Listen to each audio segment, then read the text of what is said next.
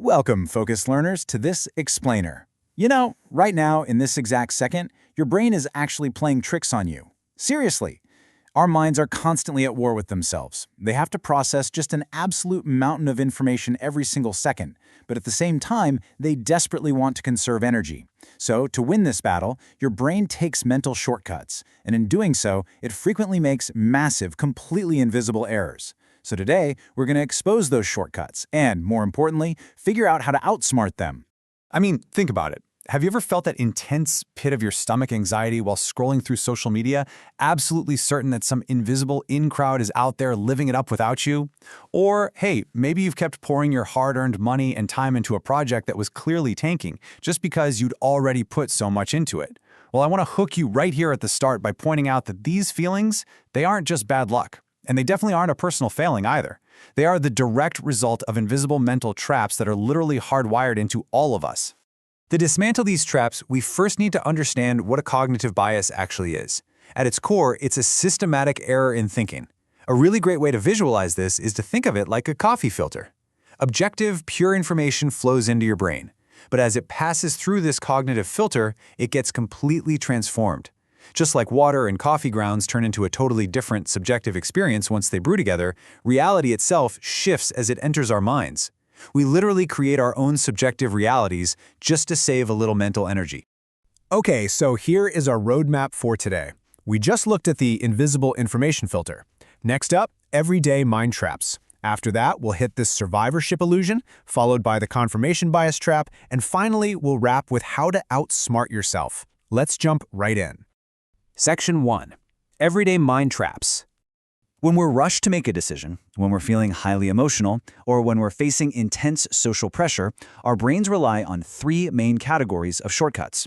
First, we have ego protectors. These are the ones that keep our self-esteem intact. Second, social pressures, which essentially dictate how we act when we're in a group. And third, logic flaws, which are basically mathematical and probabilistic errors in our reasoning. And here's the kicker. Our brains take these shortcuts regardless of our age, gender, or cultural background. We are all completely susceptible. Let's make this concrete by looking at a few specific examples. First up is a classic ego protector, the Dunning-Kruger effect. You've probably seen this in the wild. It's the phenomenon where individuals who are totally unskilled at a task drastically overestimate their own abilities, while the true experts actually tend to underestimate their competence. The big takeaway here, basing your decisions purely on a self-assessment of your own skill can be a really dangerous game. I mean, if you have limited ability, you literally might not have the mental capacity to accurately assess your own incompetence. And that brilliantly sets up our next category, social pressures. FOMO, or the fear of missing out, is a form of social anxiety triggered by this nagging perception that everyone else is doing something exciting without you. It's fascinating because external triggers, especially things like social media, make us act totally irrationally. We might make terrible financial or social decisions just to avoid feeling left out of a completely invisible, frankly made-up in-crowd.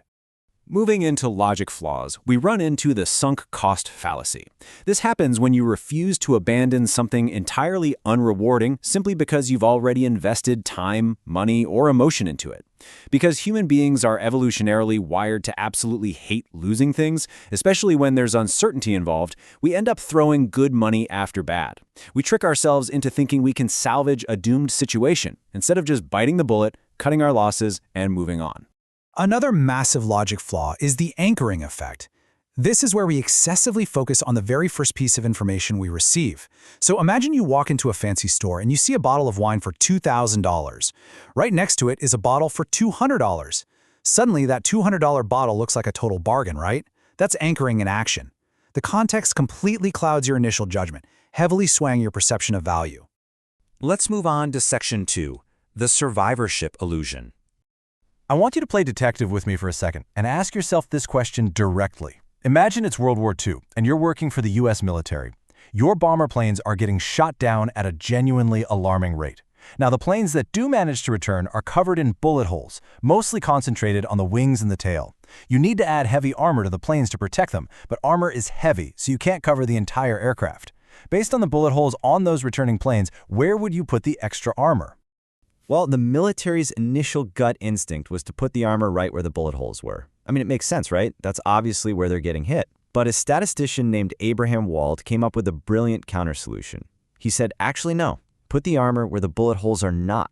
Wald realized the military was making a huge mistake. They were only looking at the surviving planes. The planes with bullet holes in the wings and tails were the ones that survived the damage and flew home. The planes that got hit in the engines, where there were 0 bullet holes on the surviving planes, were the ones that suffered fatal damage and crashed. Concentrating only on the successes completely blinded them to the fatal reality.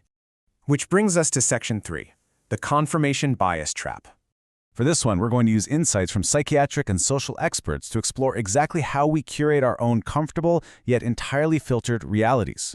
This quote from psychiatric specialist Dr. Wael al-Mamani really hits a nail on the head. He explains that individuals naturally prefer information that confirms their pre-existing beliefs, while conveniently ignoring information that contradicts them. And whether the topic is religious, political, or cultural, this is a universal psychological phenomenon. We all seek the security of maintaining our ideological stability. Basically, we just want to feel safe in what we already know. But the real-world fallout of this behavior, it is severe. According to social counselor Mufid Sarhan, confirmation bias doesn't just result in poor decision-making. Ignoring contradictory views and blindly accepting aligned ones can make you feel like you are always right, which actually leads to isolation and the loss of social relationships. On top of that, refusing to engage with opposing facts reduces your ability to interact with diversity, which literally increases your personal stress and anxiety. So your invisible mind trap actually becomes a very real social trap. So, let's talk solutions. Section 4, how to outsmart yourself. How do we actually fix this? Because just knowing that these biases exist isn't going to cut it. We need an actionable arsenal to de-bias our thinking on a daily basis. Overcoming these traps requires an active 3-step mitigation framework. Step 1, be aware. You have to know these biases exist. And hey, by watching this explainer, you're already checking that box. Step 2, be attentive. You have to actively pay attention to your own decision-making processes in real time. And step 3, question yourself. Combating biases requires active vigilance every single day, and questioning your own underlying motives is absolutely the strongest weapon you have. The crucial point here is knowing exactly what to ask yourself. If you suspect a self-serving bias, ask, am I ignoring repeated feedback just to protect my ego? For the gambler's fallacy, which is the crazy idea that a coin flipping heads 100 times means it somehow must be tails next, ask, is this event entirely independent of the past? And for the actor-observer bias, where, we blame traffic for being late, but we blame a coworker's personality when they're late, ask, am I just letting myself off the hook while judging others harshly? Use these direct Socratic questions to pull your emotional investment away from objective reality. To wrap up our defense strategy, here are your absolute golden rules for grounding yourself in objective reality. First, you must acknowledge your personal biases. Second, you have to consider all available evidence, not just the cherry-picked data that makes you feel good. Third, you must actively seek out opposing viewpoints, especially from people you vehemently disagree with. And finally, most importantly, you have to be genuinely willing to change your mind when confronted with new evidence, even if it feels incredibly uncomfortable to do so. I want to leave you with this final, provocative thought. Your brain is basically a master illusionist, filtering your reality every second of the day just to save a little energy. So take a step back and ask yourself, which invisible filter is currently distorting your reality right now? And more importantly, which bias are you going to actively challenge today? Thank you so much for joining me in this explainer, Focused Learners. Keep questioning, keep learning, and I'll see you in the next one.